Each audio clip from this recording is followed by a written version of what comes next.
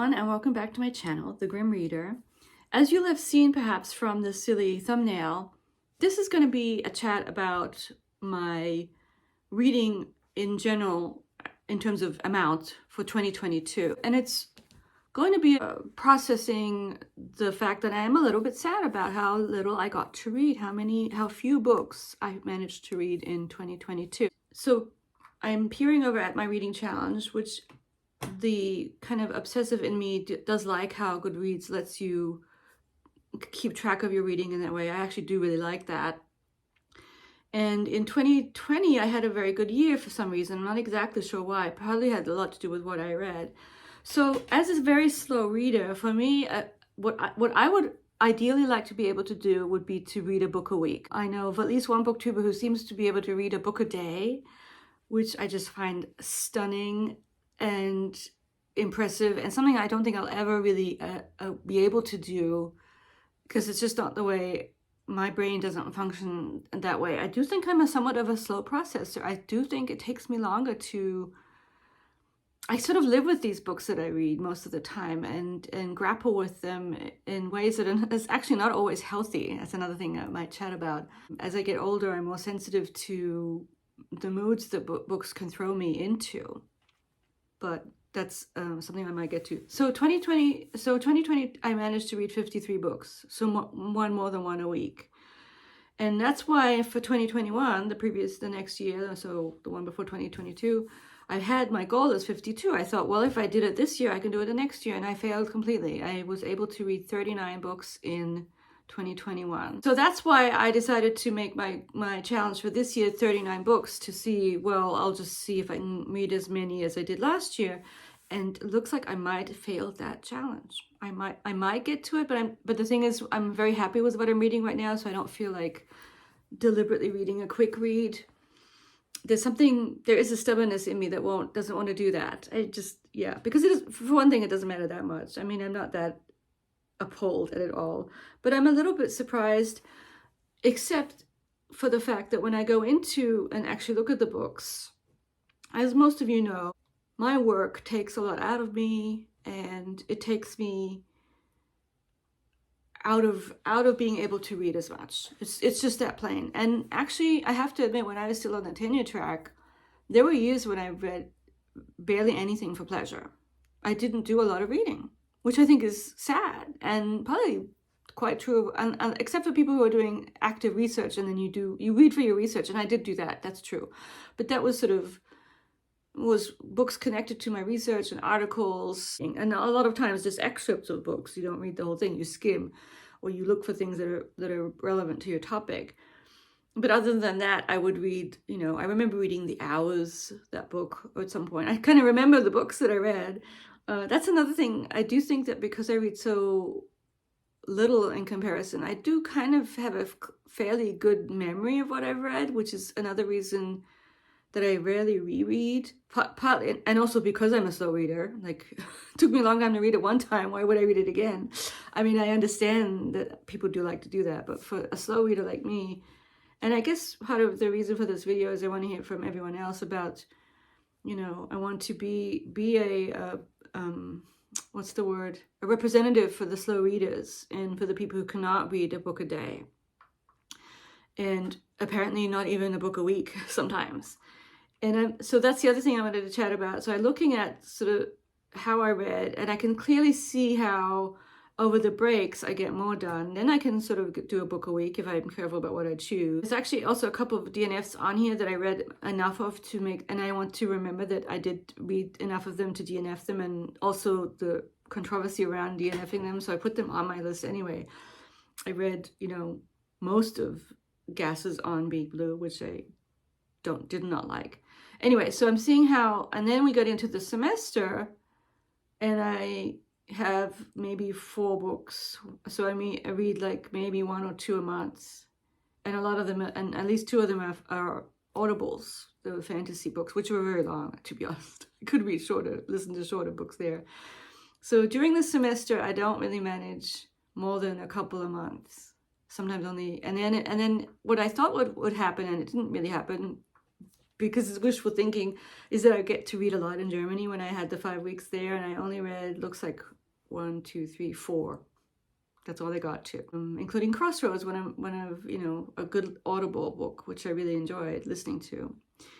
And then we got back into the semester, and then we had, I can see how there's 2 books here for the Gob August. So that's actually still summer, I guess. But then it's so summer, 1, 2, 3, 4, 5, 6. And then there was the book that really kind of, I was already feeling sad, and it made me feel even more sad for some reason. And then we get into the semester, and then it slows down again.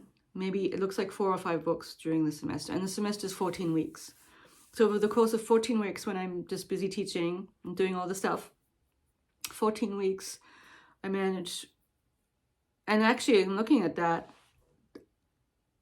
gee, that's not much at all. Wow, that's Victober. Well, but the thing is, I started things in Victober and finished them after Victober. So that's the other thing, is that it takes me a long time to read books. So, I started in the semester, and the Barsetshire Chronicles, I finished when I was doing Vlogmas. So months later, I finished it. But it doesn't really bother me that much, except that it means that I don't read as much. And so the sort of the ebbs and flows of my reading is something that I'm being more aware of. I feel deeply connected to everything I read here. I'm looking at and I'm not going to go into top 10s or top 20s. I usually do a top 20. I do a 2-part of the top 20 and then the top 10, which I will do, even though I've only read to this day 34 books. 34 books, and I'm in the midst of The Priory by Dorothy Whipple, which she's just such a good writer for me. I was reading Persephone, describing her. She's they've published 5 of her works. Tell me if you've read her. And they say she's not a great writer, but she's they had a great way of describing it. Reliable. I just love the way she formulates things. I like her better than Barbara Pym. I'm kind of gone off Barbara Pym. And I didn't have a good experience with Rosamund Pilcher with the Winter Solstice. I didn't get along with her style for some reason. I didn't like the characters that much. And I really disliked the Audibles. I thought I liked it and I didn't like it. So I'm so glad to have found Whipple, who's sort of my comfort read person, maybe. She's different. I am still reading a book that I started in October, and I'm still committed to reading it. And this is the one I really would like to, I'm going to try and finish before the semester starts. And it's just slow going, but it is very enjoyable. The German writer Theodor Fontane, who I've mentioned over and over again on this channel, because this book has been here for a long time. I'm still reading it, and it will get added to the list either for next year or for this year. We'll see. I'm also listening to my first Wilkie Collins, and actually, that's another thing I wanted to mention for this year's reading, how things have evolved. I love looking at the text and following along and seeing how far I'm getting page-wise while I'm listening to it, or having both. So I can listen to it when I can't read, but I can also sit down and look at the book and follow along. To be honest, I don't follow along that much, but I do like the option of looking in the book. Wilkie is such an interesting writer, and he's quite the interesting man, too, with his 2 mistresses and families, and I guess he was never married, but he had 2 mistresses, and people didn't come to his funeral because he was ostracized by society. So, and one thing I'll already say, just as sort of a brief comment on his writing. So Dickens is great, but so different, and I do think Wilkie is better at women characters, much better, I would say. So, great. I've found another author that I like. I have 2 works that will take me a very long time to finish I'm just going to keep them on there as currently reads. German studies book about families and dynasties, the dynastic imagination, which will take me a long time. And see, part of the reason is I don't have any, I'm not writing articles, I'm not reviewing it, thank goodness. I'm just reading it for pleasure. And so it doesn't matter if it takes a long time. And the other work, which will take me years, but I'm committed to reading it, is this strange long novel by Margaret Young, Miss Mackintosh, My Darling. It's absolutely wonderful, and I read a whole other book of hers for the year, which you'll hear about in my top books of the year. But this one is still going, and even though I haven't read it I'm on page 158, chapter 8. And since it's so slow moving, they're basically on a bus going to Iowa, these people. I mean, it's just not plot. It's not about plot at all, really. She's just unique in her style. And I mean, it is strange that that I feel okay leaving a book for so long and then just coming back to it and not restarting it. I'm just going to go chapter 8. I already read the first little paragraph, and it's quintessential young, and it's beautiful, and I love it. And I'm just going to continue reading. So this book has 1,198 pages of dense, poetic. It's like a prose poem, but of this, not with a lot of white space on the page.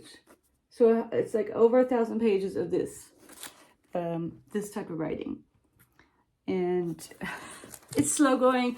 And for a slow reader, it's especially slow going because I read it as if I were reading a poem almost, and stop and think. It's actually kind of funny because it lends itself quite well to doing little videos and reels about it and reading a sentence here and there, just because you can just grip out a little bit of it and it works.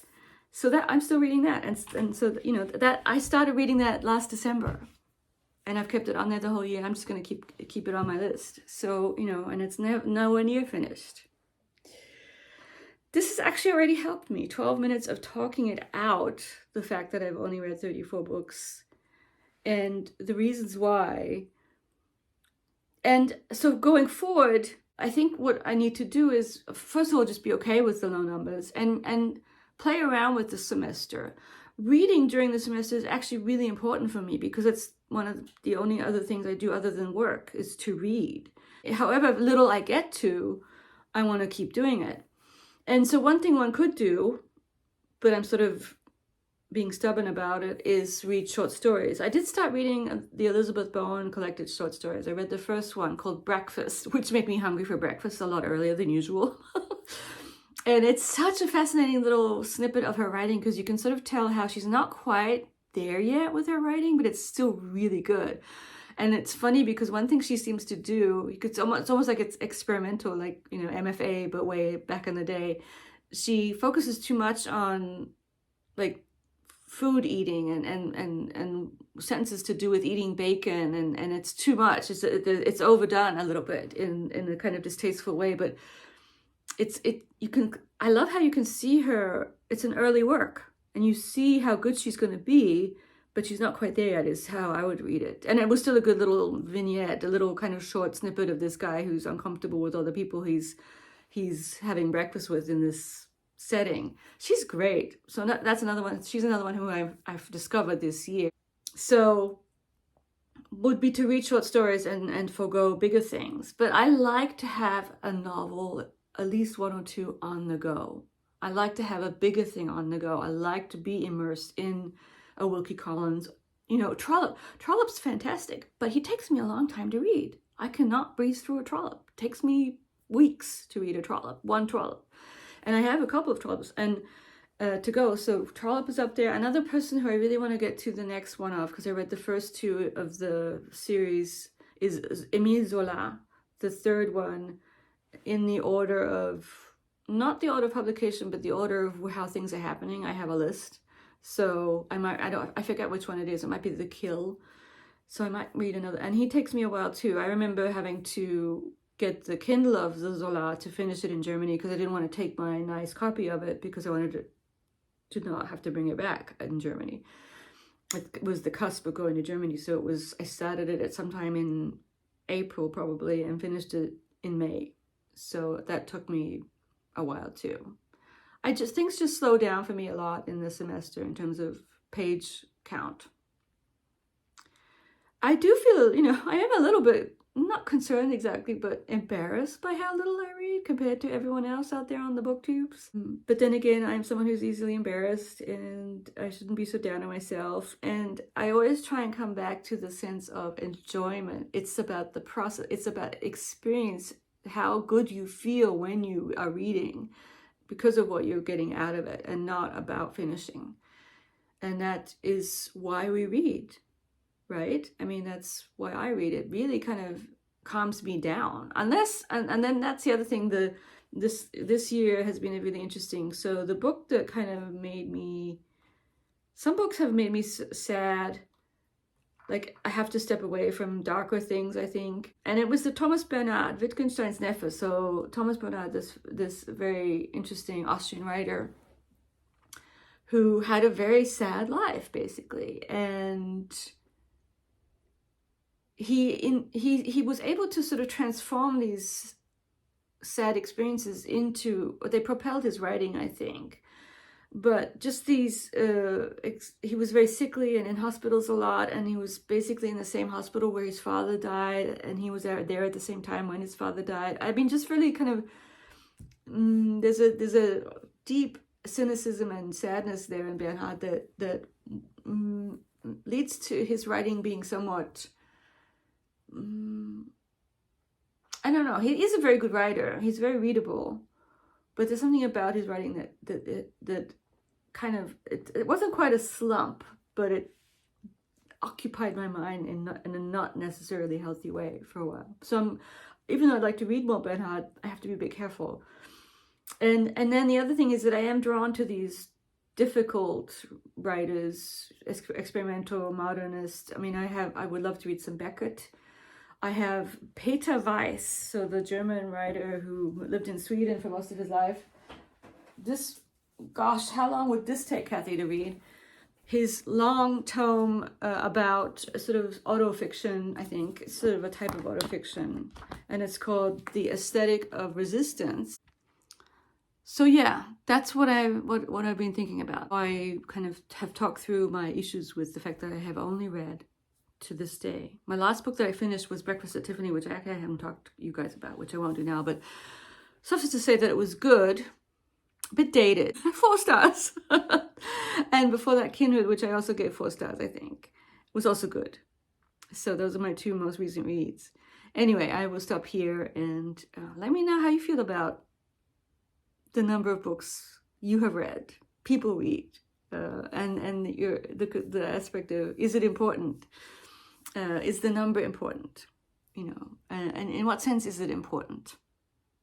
I would like to know. I'll talk to you soon. Bye-bye.